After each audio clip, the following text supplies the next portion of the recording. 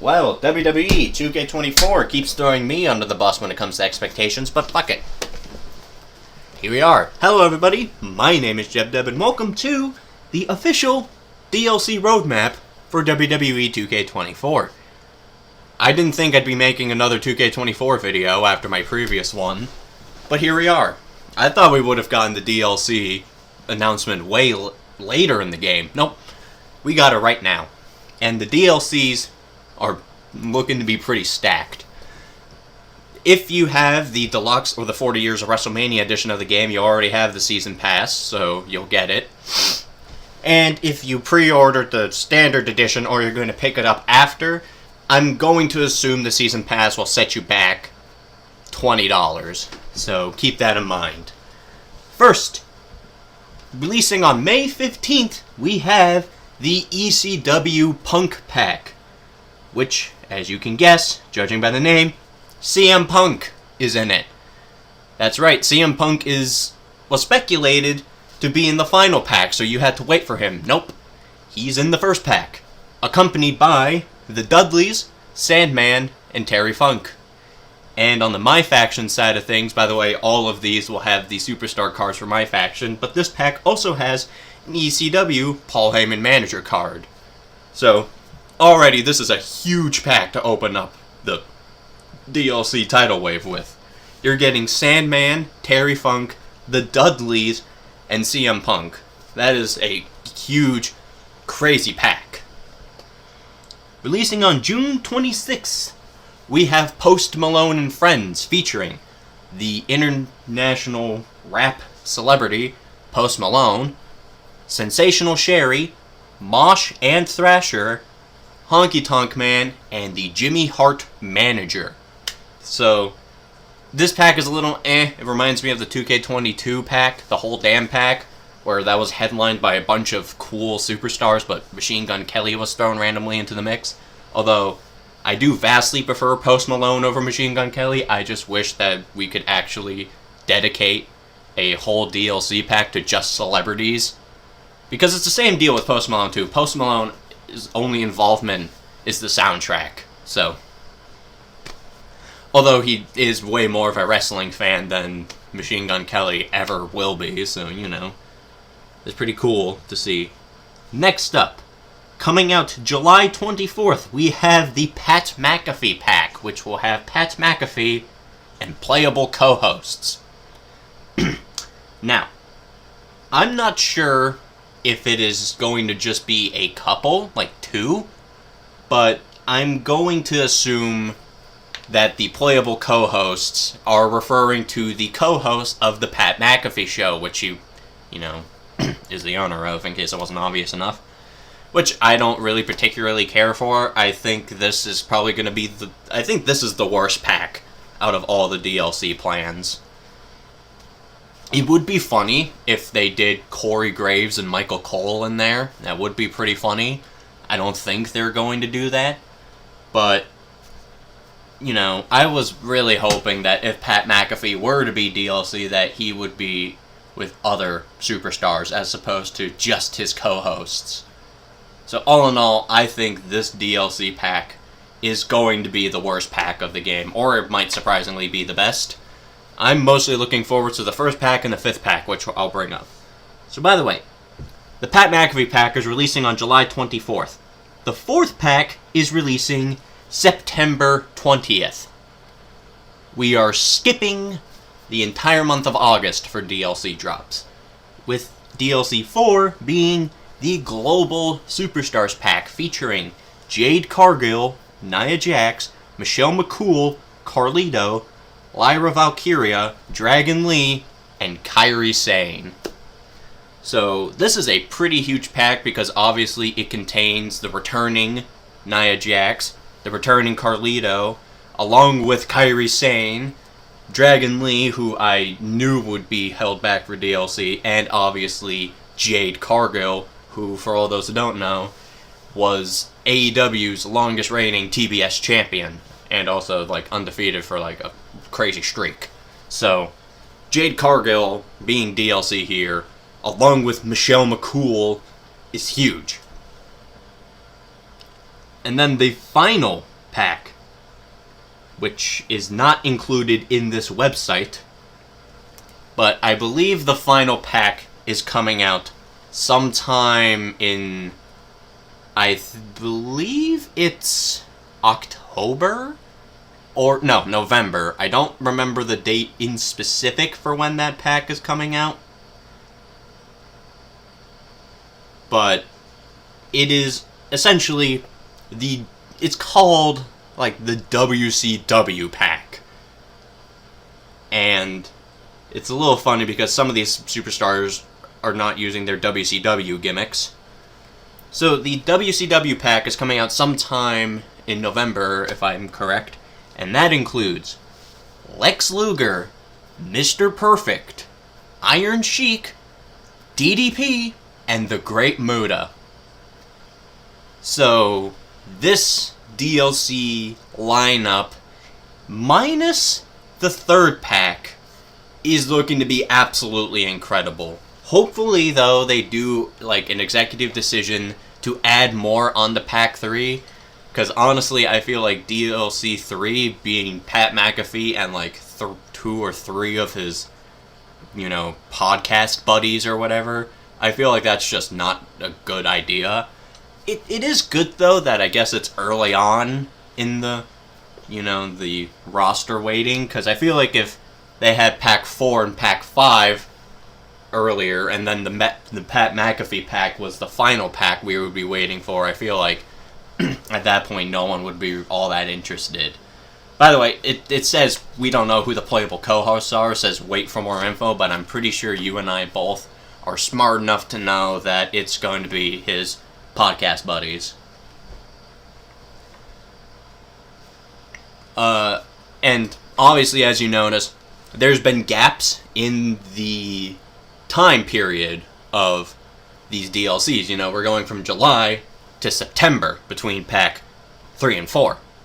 So, what I'm going to assume is that there are going to be big My Faction drops, because My Faction as a whole has been changed to be like a sort of season-based game mode by the looks of things. And I'm going to assume that in the spaces where there's no DLC, there's going to be My Faction drops, because also, to prove me wrong, My Faction now has the ability to take the My Faction exclusive attire parts and such, or the exclusive superstars, and port them into your roster. Which is funny, because in 2K23 they said they couldn't do that, and here they are doing it this game, so obviously we all sussed them out on their bullshit.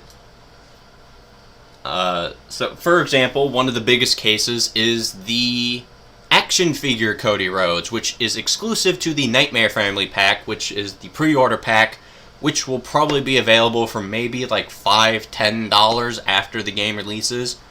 Or if you buy a physical copy of the game, it'll just give you like a little tiny piece of paper that'll give you a code that'll let you put the code in and you unlock the pack that way.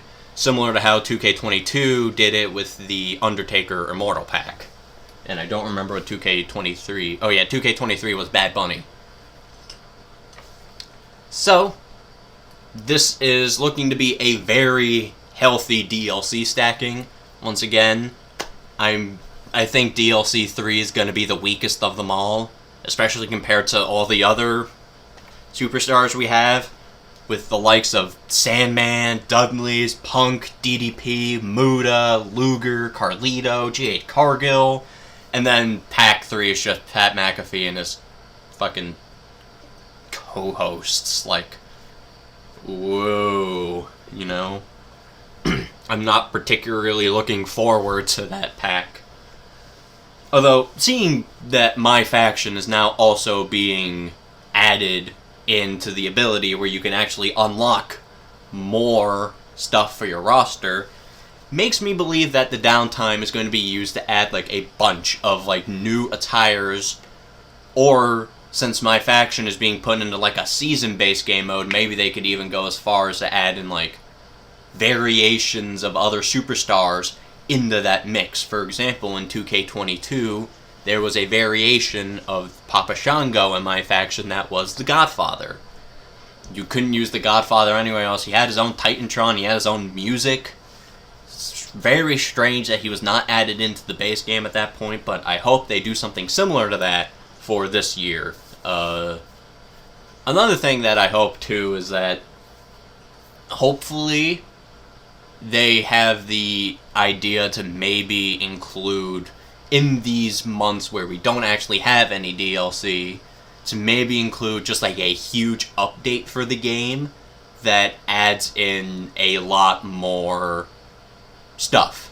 Similar to how in the previous games, 2K22 and 23, before each DLC, we got a big update that added in stuff. For example, the first 2K22 pre-DLC update added in the NXT 2.0 arena. The second one added in a bunch of My Rise exclusive superstars, such as Happy Corbin, or not Happy Corbin, King Corbin. And the third one added in FaZe brand clothing, like the FaZe Clan. So hopefully 2K24 does something similar to that, but uses like the downtime in between each month with how long these breaks are to add in like bigger updates, to maybe add in what would essentially be like a bunch of new moves, some new My Faction stuff that you can end up unlocking, so on and so forth.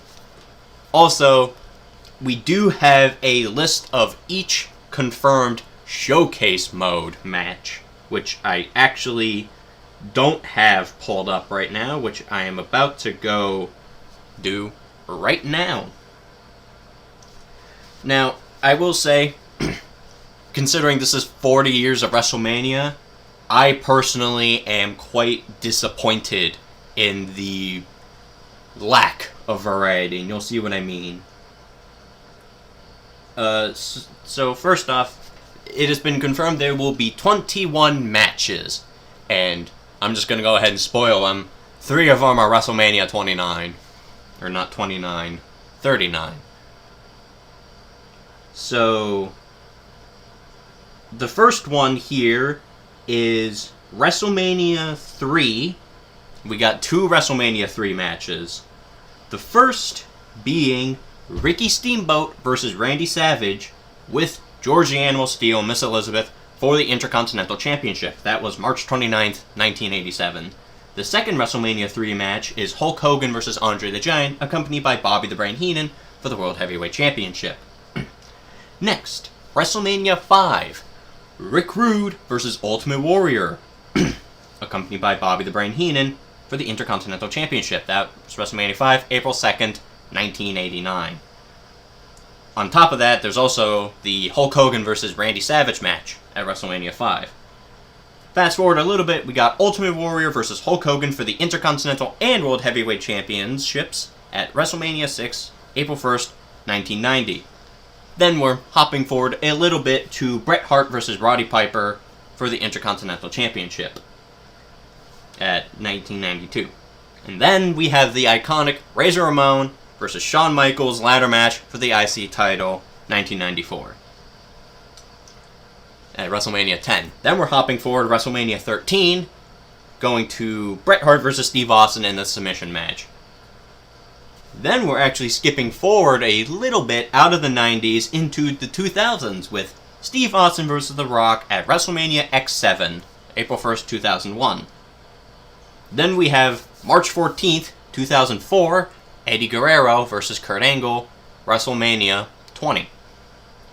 Then we have WrestleMania 21, which I already just mentioned because I'm stupid. What I meant to say is then we have WrestleMania 25, Undertaker vs. Shawn Michaels, which is regarded to be one of the best matches in WWE history. I'm not so sure about this one here. This one was not mentioned. On this list it says Brock Lesnar versus The Undertaker at WrestleMania 30. Don't hold your hopes for that one. Brock it does not appear to be in the game, so I would say this match is probably not going to be in here. Or it might be, I don't know. They have the WrestleMania 30 John Cena attire, so I don't know. Maybe there will be Brock Lesnar versus Undertaker at WrestleMania 30. I feel like that would be very important, but then again, due to the allegations Brock has right now, Brock's not in the game. Then we have WrestleMania 31 with Randy Orton versus Seth Rollins, and another match which I don't think is going to actually appear. That's the WrestleMania 30 match, or 31 match with Brock Lesnar and Roman Reigns. I definitely don't think that match is going to be in there either. Then we fast forward to WrestleMania 35 with Becky Lynch versus Ronda Rousey versus Charlotte Flair for the Raw and SmackDown Women's titles. Then, fast forward a year to The Fiend, Bray Wyatt versus John Cena in the Firefly Funhouse match at WrestleMania 36. Then we're visiting a very familiar pay-per-view with WrestleMania 38 being Kevin Owens versus Stone Cold. And then we have WrestleMania 39 with Rhea Ripley versus Charlotte Flair for the SmackDown Women's Championship, Bianca Belair versus Asuka for the Raw Women's Championship, and then obviously Roman Reigns versus Cody for the Undisputed Universal Championship. And that is the entirety of the WWE 2K24 Showcase mode. Which, by the way, if you have the 30 Years of WrestleMania, or 40 Years of WrestleMania edition, you will receive the Showcase, essentially, Accelerator Pack, which gives you the ability to just skip doing all of the Showcase mode. So, if you have the 40 Years of WrestleMania edition, you will unlock everything in the entire game. Whereas if you have the Deluxe edition, you will only unlock everything outside of Showcase mode, and you'll still have to do Showcase mode. I really hope there would be some more Showcase mode stuff. You know, I feel like you could have had some WrestleMania 22 in there. You could have had the triple threat between Randy Orton, Kurt Angle, and Rey Mysterio for the World Heavyweight Championship. You could have had tons of other ones. You could have had, I don't know, like WrestleMania 26 or 28 or whatever. So, I'm not too particularly keen on the Showcase mode, although then again, I don't really play Showcase mode all that much. When I go to buy a WWE game, my first instinct isn't, you know, the Showcase mode. That's usually the game mode I try to finish as fast as possible. And then it's my faction. So I'm not particularly too hyped. I do like that there's a lot of, like, old school WrestleManias. You know, WrestleMania 5, and then WrestleMania X7. It has WrestleMania 31, which is my favorite stage. It brought back WrestleMania 35 and 36, which were in 2K20 and 22. Although, actually, I think in 2K22 that's WrestleMania 37, but whatever. So, those are some additional stuff we know about 2K24. Other than that, nothing really crazy has dropped since. We don't know what superstars are going to be exclusive to my faction that you get to unlock. We still don't know anything about My Rise, but I don't think they're going to tell us anything about My Rise. I think we're going to have to wait. Other than that, though, I mean, it's looking pretty good to me. I would have liked to see more. I think what should have happened is NXT should have been the main focus of Pack 3. Pack 3 definitely needs to have been scrapped, and I think you could have done Pat McAfee, and then you could have done like 4 other just big NXT stars, you know? I think that would have been the best plan of action. But all in all, though, like, I'm satisfied with the DLC flow for 2K24, and I think 2K24 is going to be one of the better WWE games of the modern era. It might even be the best game of the modern era. I mean, we saw casket match footage, we seen gauntlet match footage, so we've seen like all of this new match footage. So I'm looking forward to it. I guess the only thing we really don't know is the actual soundtrack and the My Rise. So there we go. I can guarantee you this is going to be the final WWE 2K24 video I make before the game actually comes out, and then I just give my thoughts on the game that way. Which, honestly, I thought I wouldn't even be doing 2 more videos of these after I made my first initial video, But here we are. So thank you all for watching. If you're interested in seeing more, subscribe to the notification bell if you want to get notified whenever I upload. It's free. You can change your mind later on, free of charge. And make sure you stay tuned, because when 2K24 drops and I've got my hands on it for a while, I'm going to be making a video, like I said earlier, just deep diving into the game, thinking if I would recommend the game to you or not, and if I would recommend it being a buy or not. And with that, I'll see you all in the next one. Bye-bye!